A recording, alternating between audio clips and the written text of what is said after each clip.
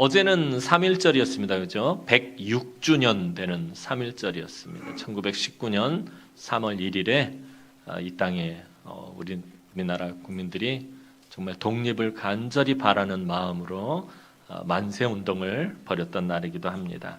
1월 21일 날 고종 황제가 독사를 당한 것에 대해서 많은 국민들이 울분을 참고 있다가 3월 1일에 이제 만세운동을 하는데, 이 당시에 3.1절 만세운동을 주도했던 것이 사실은 기독교계였어요. 저희 민족 그 대표들 중에 거의 대부분이 기독교 인사들이었습니다. 그래서 우리나라는 참 힘들고 어려웠던 시절부터 지금까지 교회가 잘 버텨온 거예요. 하나님 앞에 기도하고 나라와 민족을 위해서 기도하고 그랬을 때 하나님께서 은혜를 베풀어 주셔서 이 나라 이 민족이 여기까지 잘 온 줄로 압니다. 비록 요즘 나라가 많이 어수선하고 혼란한데 계속 위에서 기도하는 우리 남흥의 성도들 되었으면 좋겠습니다.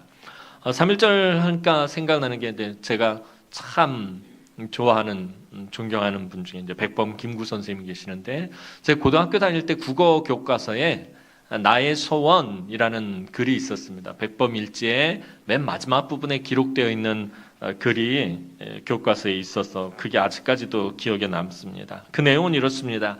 네 소원이 무엇이냐 하고 하나님이 물으시면 나는 서슴지 않고 내 소원은 태안의 독립이요 하고 대답할 것이다. 그 다음 소원은 무엇이냐고 하면 나는 또 우리나라의 독립이요 할 것이요. 또 그 다음 소원이 무엇이냐 하는 세 번째 물음에도 나는 더욱 소리 높여서 나의 소원은 우리나라 대안의 완전한 자주 독립이요 하고 대답할 것이다 라는 글이 있었습니다. 이것이 김구 선생님의 아주 간절한 소원이었습니다. 이게 김구 선생님만이 아니라 그 시대를 살았던 우리 민족의 아주 간절한 소원이기도 했죠. 우리나라 독립에 대한 너무나도 강한 의지와 열망이 잘 나타낸 글입니다. 김구 선생님을 비롯한 수많은 독립운동가들, 이름조차 알 수 없는 수많은 독립운동가들의 그 독립에 대한 간절한 소원의 수고와 헌신을 우리는 잊어서는 안 됩니다. 그렇다면 소원에 대한 이야기를 지금 하기 위해서 제가 백범 선생님 이야기를 들었는데, 만약에 하나님이 백범 선생님한테 네 소원이 무엇이냐 했을 때 대안의 독립이요 라고 말했던 것처럼 하나님이 저와 여러분에게 똑같은 질문을 하신다면 여러분 무엇이라고 대답하시겠습니까? 하나님이 한 가지 소원을 들어주신다면, 또 째째하게 한 가지, 이왕이면 10가지, 20가지면 좋을 텐데, 백범일지 그렇게 돼 있으니까 저도 그렇게 여쭤보는 거예요. 한 가지 소원을 들어주신다고 하신다면 하나님께서 여러분 무엇을 하나님 앞에 소원하시겠습니까? 오늘 본문 말씀을 함께 나누면 그 대답을 찾는 은혜를 누리기를 소망합니다. 제가 설교를 위해서 뭘 하나 들고 올라왔어요. 이게 뭘까요? 이게 작아서 잘 안 보이죠. 큰 걸 들고 올려다가 발음이 세신데요. 소세지는 뭡니까? 제가 소세지를 되게 좋아해요. 그래서 주일학교 아이들도 알아가지고 이따금씩 간식을 받으면 담임 목사님 소세지 좋아한다고 이걸 들고 오는 아이들이 있어요. 그래서 저 먹으러 주고 가는데, 이것을 바라보니까 어릴 때 읽었던 동화책이 생각이 나서 제가 들고 올라왔어요. 그래서 제가 어렸을 때, 요즘 이상하게 어렸을 때 읽었던 동화책들이 그렇게 생각이 나요. 백설공주부터 시작해서 헨젤과 그레텔, 인어공주, 여러 가지가 생각이 나는데, 그 중에 하나가 뭐였냐면 어떤 가난한 농부가 밭을 갈다가 토끼라도 한 마리 잡아볼 요량으로 덫을 놨는데 그 덫에 요정이 잡힌 것이에요. 그래서 이 요정을 부자에게 팔면 돈을 많이 벌겠다 싶어서 집으로 돌아와서 아내랑 이제 이걸 팔을 궁리라는데, 그 요정이 눈물을 뚝뚝 흘리면서 자기를 놔주면 3가지 소원을 들어주겠다라는 거예요. 그래서 부부가 고민을 하다가 놔주고 3가지 소원을 듣는 것이 더 낫겠다 싶어가지고 놔주고서는 이제 고민을 하기 시작합니다. 근데 그 농부가 어릴 때부터 소원이에요. 이 부자들이 소세지를 먹는단 말이에요. 귀족들이나 가난한 평민들은 소세지를 먹을 수가 없었어요. 중세시대는. 그래가지고 그냥 중얼거리듯이 소세지를 먹을 수 있으면 좋겠다 그랬는데 눈앞에 소세지가 턱 하고 나온 거예요. 첫 번째 소원이 들어진 거예요. 옆에서 부인이 그것을 보고 얼마나 환장하겠어요. 그죠? 세 가지 소원을 들어준다면 뭐 큰 부자가 되게 해달라, 뭐 여러 가지들을 해야 될 텐데 이깟 소세지 하나를 들어달라고 했으니까 옆에서 그 이야기를 듣던 아내가 뒷목을 잡고 쓰러지면서 그러는 거예요. 당신 미쳤냐고, 도대체 소세지 갖다 뭐하냐고, 당신 코에나 붙이라고. 그랬더니 이 소세지가 어떻게 됐을까요? 남편 코에 떡 붙어버린 거예요. 이걸 떼려고 해도 떼지지가 않는 거예요. 소세지가 코에 붙어가지고. 자, 세 번째 소원을 뭘로 들었을까요? 소세지를 코에서 떨어지게 해달라고. 그래서 세 가지 소원에 뭐만 남은 거예요? 소세지 하나만 딸랑 남게 되었단 말이에요. 그 동화책 얘기가 생각이 나서 소시지를 들고 올라왔어요. 무슨 말씀을 드리려고 하냐면은 소원이라는 게 그렇다라는 거예요. 이 소원이 잘하면 복이 될 수도 있지만 잘못하면 화가 될 수도 있다라는 것입니다. 그래서 우리가 무엇을 구해야 될지, 하나님 앞에서 무엇을 우리가 바라고 하나님 앞에 간절히 갈망해야 하는지 우리가 명확한 기준을, 성경적 기준을 잡고 있어야 그것이 우리에게 복이 된다라는 것입니다. 그런데 하나님께서 어느 날 여러분들에게 네 소원이 무엇이냐라고 기도하는 중에 물으신다면 여러분들 그것에 대해서 성경적으로 대답할 수 있어야 된다라는 거예요. 그래서 오늘 말씀을 함께 나누며 그 대답을 찾는 은혜를 누리기를 소망합니다. 자, 오늘 본문은 시편 27편인데 이 시편 27편 맨 앞에 표제어를 보면 다윗의 시라고 기록이 되어 있습니다. 다윗이 지은 노래입니다. 다윗이 살아오면서 그동안의 오랜 열망과 간절히 바랬던 소원이 바로 이 시편 27편에 기록이 되어 있어요. 그런데 시편 27편 시작을 잘 살펴보면, 오늘 집에 가셔서 시편 27편 전체를 한번 쭉 다시 한번 묵상해 보시기 바랍니다. 어떤 맥락에서 이 말씀이 주어졌는지를 살펴야 되기 때문에 오늘 시간이 없어서 전체는 다 살피지 못하고. 자, 그런데 이 시편 27편 시작 부분을 보면 다윗이 어떤 상황 가운데서 이렇게 노래하고 있는지가 알게 됩니다. 고난 가운데 있는 다윗의 모습이 그려지고 있습니다. 내가 두려워하지 아니하리로다. 내가 무서워하지 아니하리로다로 1절 말씀이 시작하고 있어요. 그러니까 지금 다윗은 매우 큰 두려움과 무서운 상황이 다윗을 찾아오고 있다라는 것을 알 수가 있습니다. 대적들과 원수들이 지금 다윗을 죽이기 위해 달려오고 있는 그런 큰 위기 가운데 다윗이 놓여 있었다라는 것입니다. 오늘 우리가 읽지는 않았지만 3절 말씀 한번 읽어보도록 하겠습니다. 3절 말씀 읽겠습니다. 시작. 군대가 나를 대적하며 진칠지라도 내 마음이 두렵지 아니하며 전쟁이 일어나 나를 치려할지라도 나는 여전히 태어나리로다. 자, 원수들이, 대적들이 지금 다윗을 향해 달려오고 있는 거예요. 그래서 군대가 나를 대적하여 진칠지라도 내 마음이 두렵지 아니하며 전쟁이 일어나 나를 치려할지라도 나는 여전히 태어나리로다 라고 말하고 있어요. 그러니까 지금 다윗은 전쟁의 한복판에서 마치 적군에게 포위당한 것과 같은 너무나도 큰 위기와 위험 가운데 빠져 있었습니다.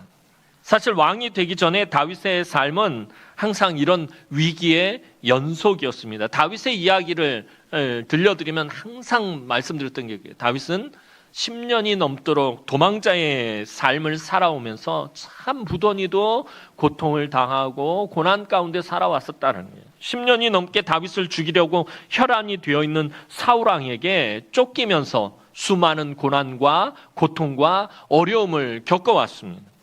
그때마다 하나님을 잠잠히 바라고 의지하고 신뢰하며 하나님의 도우심으로 정말 아슬아슬하게 위기와 고난을 넘겨야 했습니다. 바로 코앞에까지 사울이 군대를 몰고 쫓아와서 막 붙잡히기 직전까지 내몰렸던 적도 있었고요.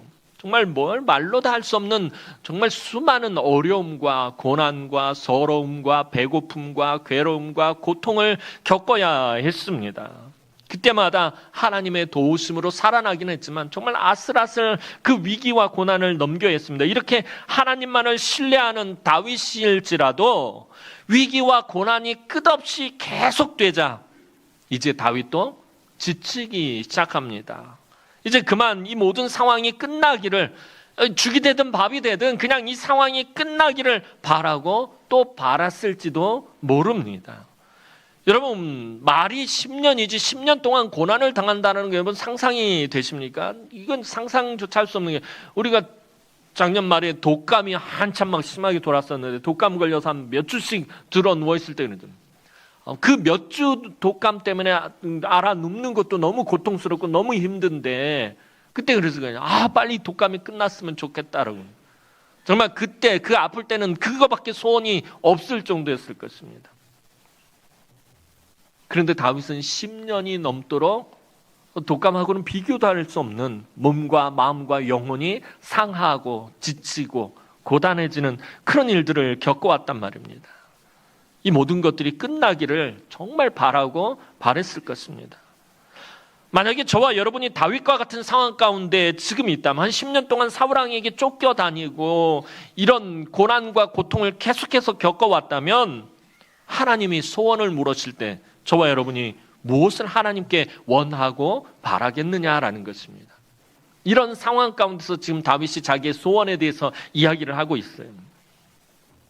제가 다윗이라면 아마도 지금 겪고 있는 이 고난과 고통이 10년이 넘도록 나를 지치게 하고 이제 너무나도 피곤하고 내 영혼까지도 공고해지는 이 고난과 고통이 속히 지나가기를 아마 하나님 앞에 간절히 소원했을 것입니다. 아니면 자기를 죽이려고 하는 이 사울왕을 죽여달라고 할 수는 없고 그냥 자기에서 멀리 떼어달라고, 내가 사울왕으로부터 좀 멀리 있을 수 있게 해달라고 그렇게 하든지, 아니면 하나님 약속하신 대로 빨리 자기를 이스라엘의 왕이 되게 해달라고 간구했을 것입니다.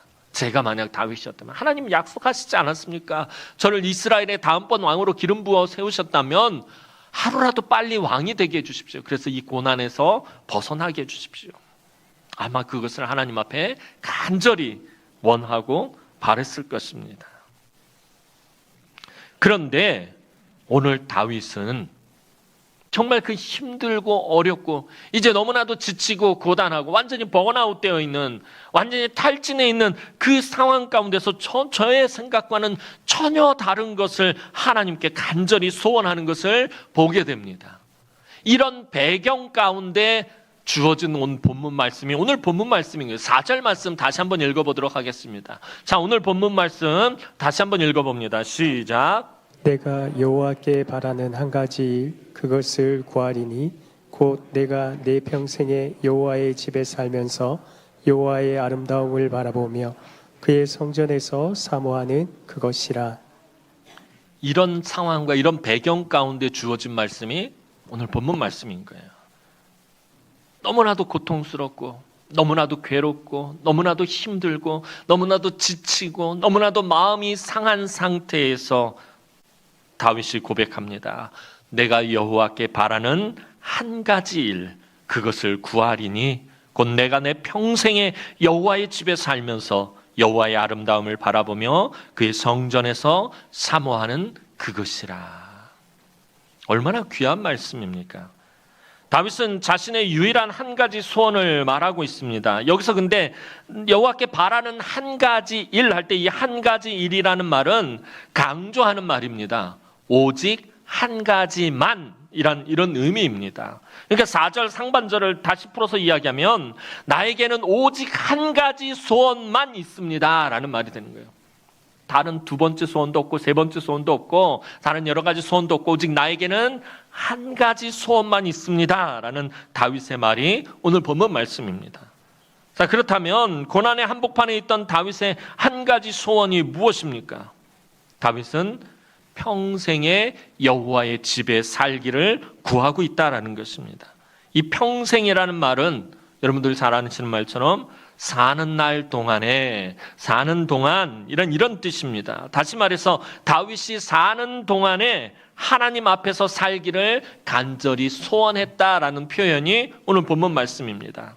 내가 사는 날 동안에, 이 땅에서 사는 동안에, 이 땅에서 내가 생명이 있는 동안에 하나님 앞에서 살기를 나는 소원합니다. 그것밖에 소원이 없습니다 라는 거예요.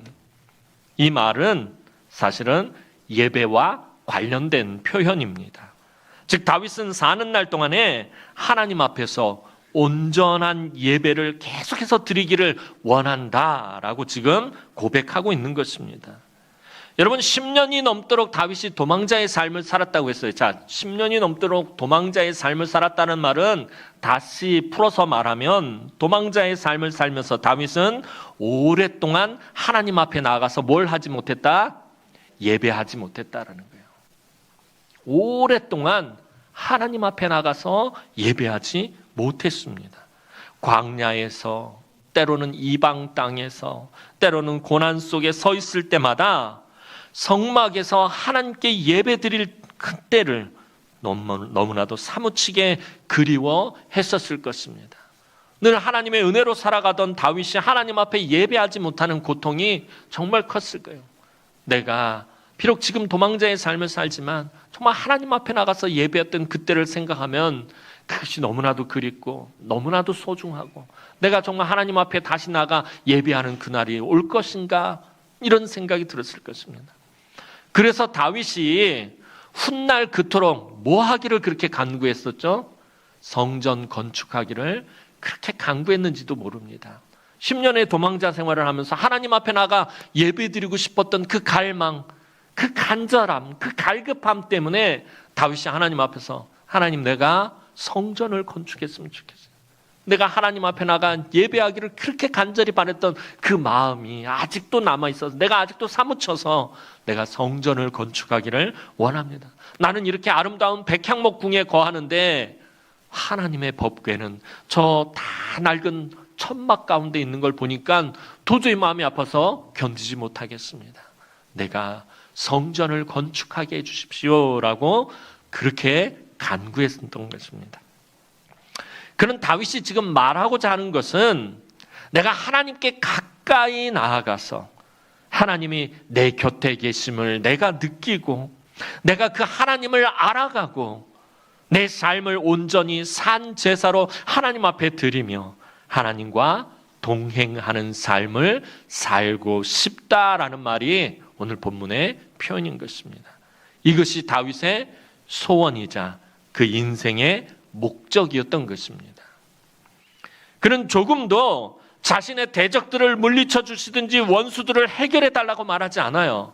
오늘 본문의 배경을 아까 전에 말씀드렸어요. 1절 말씀부터 다시 쭉 읽어보면 대적들이 자기를 치기 위해서 막 몰려와요. 원수들이 자기를 에워싸요. 그래서 이 다윗을 죽이려고 막 눈에 핏발이 서 있어요. 막 칼을 들고 지금 덤비는 상황이에요. 그런데 다윗은 조금도 자신의 대적들을 하나님 지금 내가 죽을 상황에 처해 있어요. 대적들이 나를 포위하고 있고 내가 언제 죽을지 모르는 상황입니다. 저 대적들을 막아주시고 원수들을 물리쳐 주십시오라고 말하지 않고 있다라는 것입니다.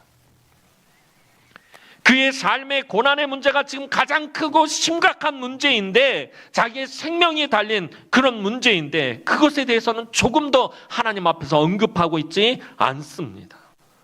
그 고난 가운데 하나님께 단지 내가 온전한 예배자로 나아가며 하나님과 인격적인 교제를 나누기만을 갈망하고 있다는 거예요. 내가 하나님 앞에 나가서 예배한 지가 언젠지 하나님 기억도 나지 않습니다. 그 하나님 앞에 나가 예배하던 그날이 사무치게 그립습니다. 대적들이 나를 둘러칠지라도 원수들이 나를 치러 왔다 할지라도 하나님 나는 하나님 앞에 나가 예배하기를 원합니다라고 지금 갈망하고 있어요. 그는 어떤 상황 가운데서라도 하나님만 잠잠히 바라고 있었습니다. 그의 앞에 고난이 찾아와도 고난을 바라보는 것이 아니라 눈앞에 지금 막 닥친 그 고난을 바라보는 것이 아니라 그 고난 뒤에 계신 하나님을 바라보고 있었다는 것입니다. 고난 속에서도 변함없이 자기에게 은혜를 베푸시는 그 하나님을 바라보고 있었다는 거예요. 오늘 저와 여러분들은 이 땅을 살아가면서 조금만 고난이 찾아오면 그 고난에 우리 시선이 집중돼서 하나님을 바라보지 못할 때가 우리는 얼마나 많아요. 그런데 다윗은 그 고난, 이 엄청난 고난 아닙니까? 얼마나 큰 위기입니까? 그 가운데서 그 고난을 바라보는 것이 아니라 그 고난 가운데서도 끊임없이 변함없이 언제나 자기에게 은혜를 베풀어 주신 그 하나님은 고난 너머에 있는 그 하나님을 바라보고 있다는 게 그래서 다윗이 뭐라고 노래하고 있습니까? 여호와의 아름다움을 바라보며 원수들이 찾아오고 대적들이 나를 애워쌀지라도 겹겹이 애워쌀지라도 내가 여호와의 아름다움을 바라본다라고 말해요. 이 아름다움이라고 번역한 이 말은 히브리어 원전의 의미를 살펴보면 사랑, 자비, 은총을 의미하는 말입니다. 그러니까 내가 고난 가운데서 하나님의 사랑을 바라보고, 내가 하나님의 자비를 바라보고 하나님의 은총을 바라본다라는 의미입니다. 고난이 겹겹이 둘러싸여 있어도, 원수들이 나를 해하려고 달려와도 하나님의 사랑과 자비와 은총을 바라보겠다라는 이 말은 다윗이 지금 하나님과 너무나도 친밀해지기를 구하고 있다라는 것입니다.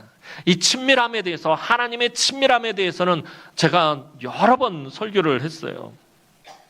다윗이 지금 사실 하나님 앞에 간구하는 것은 딱 한 가지예요. 하나님과 내가 더 친밀해지기를 원한다라는 거예요. 내가 하나님과 더 친밀해졌으면 좋겠다라는 거예요. 다윗은 시편 23편에서 노래하듯이 자신의 인생이 사망의 음침한 골짜기를 지나갈 때가 많았어요.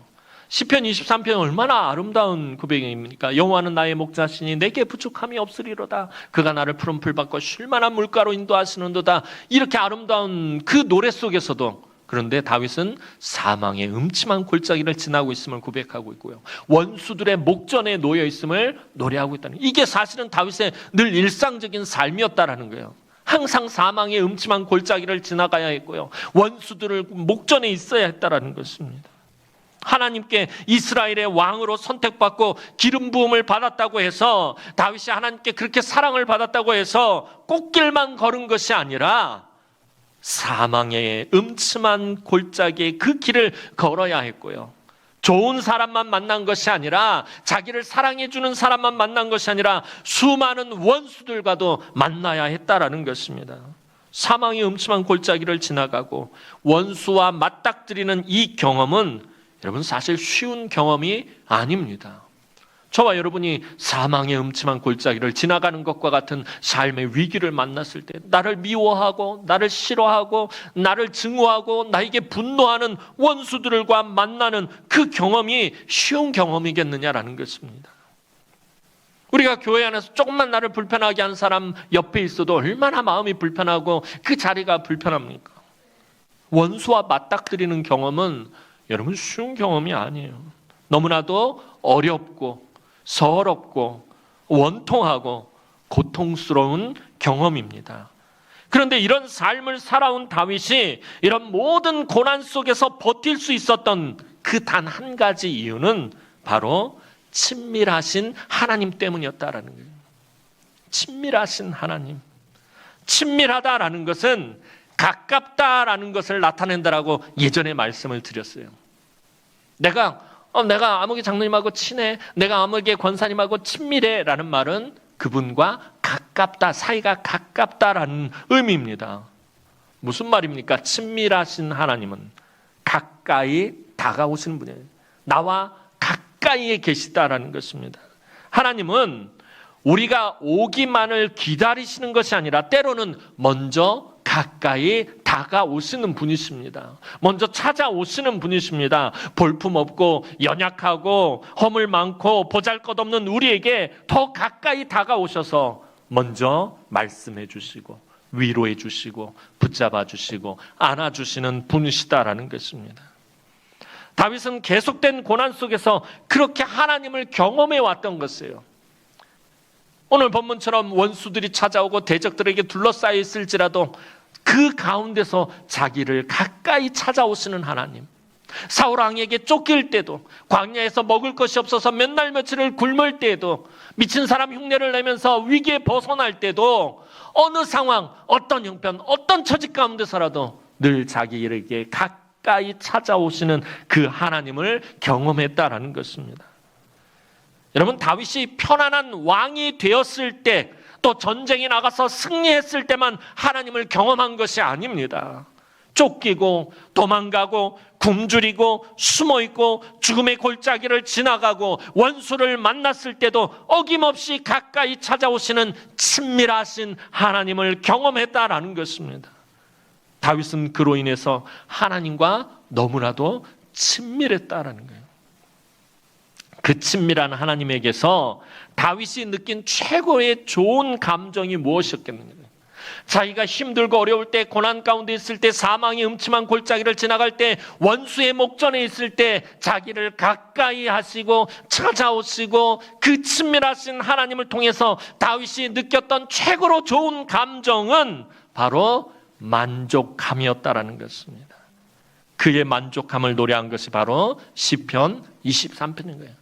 여호와는 나의 목자시니 내게 부족함이 없으리로다. 내게 부족함이 없으십니다 라는 말은 뭐예요? 내가 하나님으로 만족합니다 라는 것입니다. 다윗은 언제나 부족함이 없는 친밀한 하나님을 늘 그 삶 가운데서 항상 사모하고 또 사모했습니다. 그래서 오늘 본문을 보면 뭐라고 말하고 있어요? 성전에서 하나님을 사모한다라고 노래하고 있다는 거예요. 내가 하나님을 사모합니다. 다윗의 신앙은 어떤 신앙이에요? 하나님을 사모하는 신앙이었다는 거예요. 오늘 저와 여러분들의 신앙이 오늘 다윗처럼 하나님을 사모하는 신앙이 되기를 소원합니다. 여러분, 우리에게는 우리 삶 속에서 원하고 바라는 것들이 사실 너무나도 많아요. 하지만 하나님을 사모하는 것보다 더 아름다운 신앙은 없다라는 것입니다. 여러분들의 소원이 이루어지는 그 신앙보다 하나님을 사모하는 것이 더 아름다운 신앙이다라는 것입니다.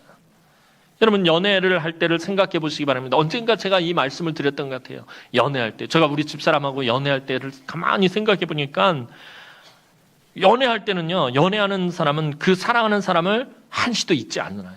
그죠? 늘 그 사람 생각이 떠올라요. 그 사람만 바라보게 돼요. 연애를 해봤어야지 제가 이 말씀을 드려도 이 동감을 하지 공감이 전혀 안 되고 있어요.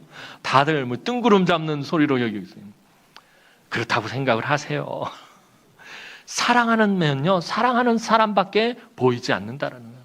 사랑하는 사람밖에 생각이 나지 않는다라는 거예요. 책을 펼쳐도 사랑하는 사람 얼굴이 갑자기 툭 튀어나오고, 밥을 먹어도 밥그릇에서 사랑하는 사람 얼굴이 나오고, 창문을 봐도 사랑하는 사람 얼굴밖에 보이지 않고요. TV를 봐도 뭐 그 어디에서도 사랑하는 사람의 얼굴만 보인다라는 거예요. 목사님, 지금도 그러세요? 아유, 내가 이거 제 무덤을 봤구나. 지금도 그래요. 아유, 땀난다. 지금도 우리 집사람만 생각이 나요. 왜 이렇게 영혼이 없는 대답 같아요? 여러분, 사랑하면 사랑하는 사람밖에 보이지 않아요. 이게 정상인 것이에요. 사모하는 사람만 보여야 된다라는 거예요. 그것이 다윗의 하나님을 향한 사모함이었다라는 거예요.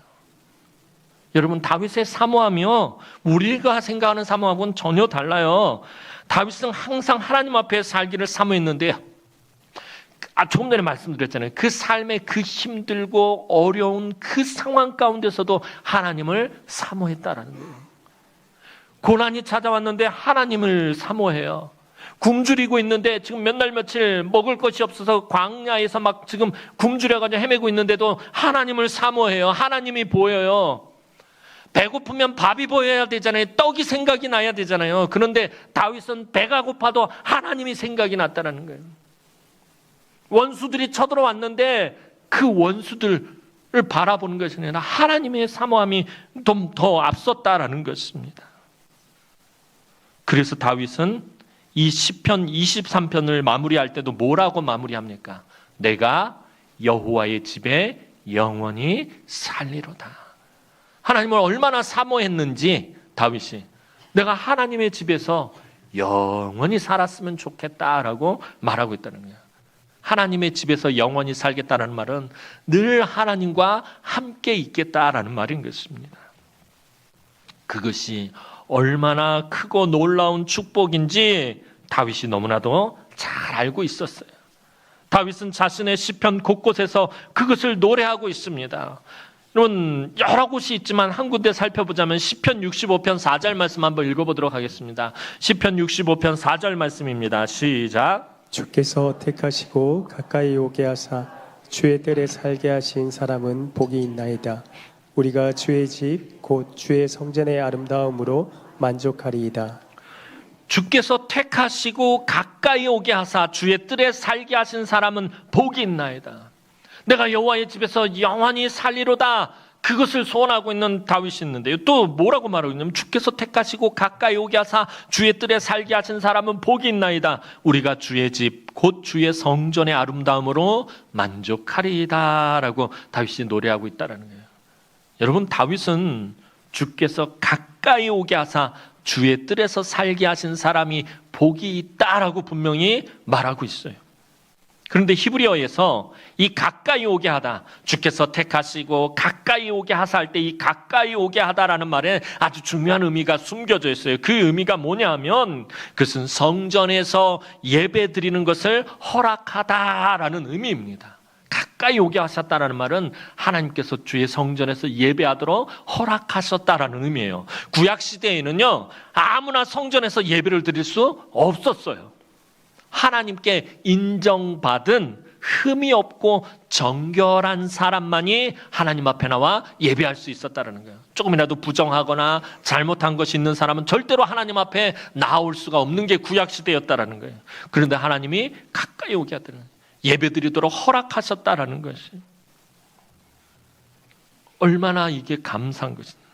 즉 다윗은 자기 같은 사람이, 자기같이 보잘것없는 사람이, 자기같이 하찮은 사람이 성전에 나와서 하나님을 높이고 하나님께 예물을 드리고 하나님께 예배할 수 있게 허락하신 것이 너무나도 놀라운 복이라는 것을 말하고 있는 것입니다. 오늘 저와 여러분들도 마찬가지입니다. 늘 말씀드리잖아요. 저와 여러분들이 무슨 자격이 있어서 구원받은 것입니까? 아무런 자격이 없어요. 하나님께서 전적인 은혜를 값없이 베풀어 주셔서 참 부족하고 모자라고 연약하고 허물 많은 저와 여러분들이 이렇게 하나님 앞에 나와 예배할 수 있게 되었던 거예요. 하나님이 허락하셨기 때문에 가능했다라는 것입니다. 이게 얼마나 큰 복이냐라는 거예요. 그런데 어떤 사람은 주님 가까이 있는 것이 불행이라고 생각을 해요. 우리가 이렇게 하나님 앞에 나와 하나님을 마음껏 찬양하고 헌금을 드리고 예배할 수 있는 것이 너무나도 큰 복인데, 반대로 주님 가까이 있는 것이, 하나님 앞에 나와 예배하고 헌금하고 찬양하는 것이 불행이라고 생각해요. 왜냐하면 지금 이 시간에 가서 돈을 벌어야 하는데, 공부해야 되는데, 세상에서 성공하고 출세해야 하는데 주님 가까이 있어서 하지 못하는 것을 안타깝게 여기는 사람이 있다는 거예요. 하지만 분명히 다윗은 하나님 가까이 있는 것이 복이다라고 말하고 있다라는 것입니다. 세상 사람들은 세상에 나가서 돈을 벌고 출세하고 성공하는 게 복이 맞아요. 그게 세상 사람들은 복이에요. 분명한 세상 사람들의 복이에요. 그러나 하나님의 백성들에게는, 하나님의 자녀들에게는 하나님 가까이 있는 것이 복이다라는 것입니다. 하나님이 이 세상의 모든 것을 다 소유하신 분이기 때문에 주님 가까이 있는 것이 복임을 깨달은 사람은 그래서 주님 가까이서 머물 수 있다는 것이, 주님 앞에 나와서 이렇게 예배할 수 있다는 것이 그렇게 감사할 수가 없는 거예요. 여러분, 신방을 가보면요, 아파서 오래도록 교회에 나오지 못한 성도들 입에서 나오는 100% 똑같은 고백이 있어요. 목사님, 교회 가고 싶어요. 교회 가서 예배하고 싶어요. 다른 게 아니에요. 그 병이 막 고통스러운데 이 병이 빨리 낫으면 좋겠어요가 아니라, 물론 병이 빨리 나야 교회 나오겠지만 그거보다 먼저 나오는 고백이 뭐냐면, 목사님 교회 가고 싶어요. 교회 가서 성도들하고 예배 드리고 싶어요. 열이면 열, 백이면 백 다 하시는 말씀이 그거예요. 병원에 계신 분들이나 집에서 요양하시는 분들이나 이제 거동이 불편해서 나오지 못하는 어른들이나 찾아가면 늘 하시는 말씀이 그거예요. 목사님 교회 가고 싶어요.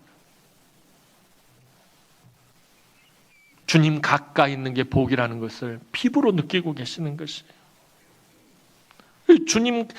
주님께 가까이 있는 것이 복임을 깨달은 사람은요, 주님 가까이 머물 수 있다는 거, 이렇게 나와서 예배할 수 있다는 것이 감사할 수밖에 없어요. 이 감사의 고백이 여러분들 늘 나와야 돼요. 예배 드리러 나오는 그 순간에 이 교회에 오면서 여러분들 기쁨과 감사가 충만해서 나와요. 이 얼마나 놀라운 복인가, 내가 오늘 이 얼마나 놀라운 복을 누리고 있나, 나같이 부족한 사람이, 나같이 죄 많은 사람이, 나같이 허물 많은 사람이 이렇게 인생의 소중한 시간에 주님과 함께 할 수 있다니, 내가 이렇게 하나님 앞에 나와 예배할 수 있다니, 여러분 날마다 이렇게 다윗처럼 고백하고 소원할 수 있는 사람이 진정한 복 있는 사람인 줄로 믿으시기 바랍니다. 사랑하는 성도 여러분, 오늘 우리는 하나님 앞에서 예배드리고 있어요. 여러분 지금 얼마나 하나님을 사모하는 마음으로 예배하고 있습니까? 여러분 생각해 보시기 바랍니다. 우리 불과 벌써 4년이 됐네요. 4년 전만 해도 4년 전에 무슨 일이 있었죠? 코로나라는 듣도 보도 못한 이상한 문제입니다. 이 코로나 때문에 이 예배당에 모여서 예배하지 못하는 일이 있었단 말이에요. 얼마나 황당해요. 갑자기 막 코로나라는 것이 막 확산이 돼가지고 장로님들하고 급하게 부랴부랴 당회 임시당에 모여가지고서는 우리 장로님들이 교회가 사회적인 책임을 져야 되고 코로나 확산되는 것을 막기 위해서 눈물을 머금고 목사님 우리가 대면 예배를 멈춰야 될 것 같습니다. 얼마나 애통하는 마음으로 당회원들이 결정을 하고 여러분들도 얼마나 황당했어요. 교회에서 예배를 드리지 못한다는 사실을. 많은 성도들이 그래서 예배를 갈급해했고요. 교회를 향한 사모함이 넘쳐났고요. 성도의 교제를 얼마나 그리워했어요. 중식 때 되면 우리 교회 식당에서 교회밥을 먹으면서 이야기꽃을 피우고 하하호호 하면서 그 성도의 교제가 얼마나 그리웠느냐라는 거예요. 다시 이곳에서 예배하던 날 기억나십니까? 몇 달 동안 우리가 예배드리지 못했다가 이곳에 처음에 있는 중직자들만 먼저 나와서 예배했어요. 이 거리를 둬야 되니까 장로님들, 권사님들, 안수집사님들만 처음에 모여서 예배할 때요. 이쪽에 권사님들 앉아 계셨는데 권사님들 다 울고 계셨어요. 큰 소리를 내지 못하고 눈에서 눈물만 줄줄 흘리면서 그렇게 예배했던 거 기억나십니까? 4년 전에 그랬어요. 4년 전에. 얼마나 예배를 갈급했었냐면 그 기억을 생생하게 기억한다면 아마도 오늘 다윗의 이 노래가 가슴에 깊게 와닿으며 더 이상 제가 설명해 드리지 않아도 이해가 될 줄 압니다. 그 마음 그대로 평생 사는 날 동안 하나님 앞에서 살아가며 하나님이 찾으시는 온전한 예배자로 서시기 바랍니다. 여러분 다시 묻겠습니다. 여러분의 소원이 무엇입니까? 지금 하나님이 한 가지 소원을 여러분에게 말하라고 한다면 여러분 무엇을 구하시겠습니까? 하나님은 왕이 된 지 얼마 안 된 솔로몬에게도 물으셨어요. 내가 너에게 무엇을 줄고 너는 구하라.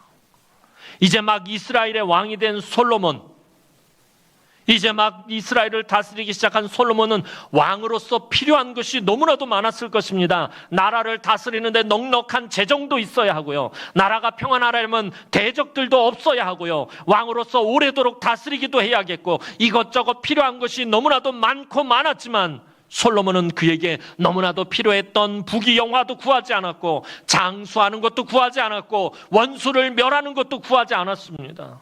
솔로몬은 여러분이 잘 아시는 것처럼 하나님의 말씀을 잘 들을 수 있는 듣는 마음을 달라고 하나님 앞에 소원합니다. 그런데 솔로몬의 이 한 가지 소원이 하나님의 마음에 딱 들어맞습니다. 열왕기상 3장 10절을 말씀 보면 솔로몬의 구한 것을 보고 하나님이 이렇게 말씀하십니다. 열왕기상 3장 10절 말씀 읽어봅니다. 시작. 솔로몬이 이것을 구하매 그 말씀이 주의 마음에 든지라. 설교 서두에 말씀드렸던 것처럼 소원이 우리에게 화가 되느냐 복이 되느냐는 굉장히 중요한 결정이에요. 솔로몬이 내가 듣는 마음을 하나님 주셔서 하나님의 백성들을 잘 다스릴 수 있게 해주십시오 했을 때 솔로몬이 이것을 구하며 그 말씀이 주의 마음에 든지라. 내 마음에 하나님 마음에 들었다라고 끝나나요? 그렇지 않아요. 하나님은 그가 구하지 않은 것까지도 넘치도록 부어주셨다라는 거예요. 한 가지 소원을 잘 선택했더니 구하지 않은 것도 생각지도 않았던 것도 상상하지도 못했던 것들까지도 넘치도록 부어주셨다라는 것입니다. 한 가지 소원을 하나님 앞에서 잘 구하면 수십 가지 수백 가지 하나님이 부어주시고 채워주신다라는 것입니다. 사랑하는 성도 여러분, 오늘 저와 여러분에게 다윗과 솔로몬의 이런 마음이 있었으면 좋겠습니다. 사랑하는 성도들과 함께 사모하는 주님의 몸된 교회에 모여서 이렇게 예배하고 친밀한 하나님과 귀한 사랑의 교제를 나누며 오늘 다윗의 이 아름다운 노래가 이 사랑 고백이 이 한 가지 소원이 이 땅에서 사는 날 동안에 하나님 앞에서 저와 여러분의 노래가 되고 고백이 되고 소원이 되어서 날마다 하나님을 사모하고 또 사모하는 그런 신앙으로 살아가는 우리 남흥의 모든 성도들이 되기를 주님의 이름으로 축원합니다. 기도드리겠습니다. 참 좋으신 하나님, 은혜와 사랑을 진심으로 감사를 드립니다. 오늘도 하나님 사랑하는 주의 귀한 성도들이 오늘도 다윗의 그 심령으로 하나님 앞에 나와 예배합니다. 하나님, 근데 우리가 하나님께 바라는 오직 한 가지 일, 그것을 하나님 앞에 구하니 주님, 우리가 평생에 주의 집에 살면서 하나님의 아름다움을 바라보며 하나님을 사모하는 삶을 살아갈 수 있도록 하나님께서 은총을 베풀어 주옵소서. 오늘 이 다윗의 노래가 하나님 우리 삶 가운데 늘 하나님 앞에서의 노래가 되게 하시고 고백이 되게 하시고 소원이 되게 하셔서 늘 하나님을 사모하는 신앙으로 이 험한 세상에서 승리하는 삶을 살아가는 우리 남흥의 모든 권속들이 되게 하여 주옵소서. 감사드렸고 예수님의 이름으로 기도하옵나이다. 아멘.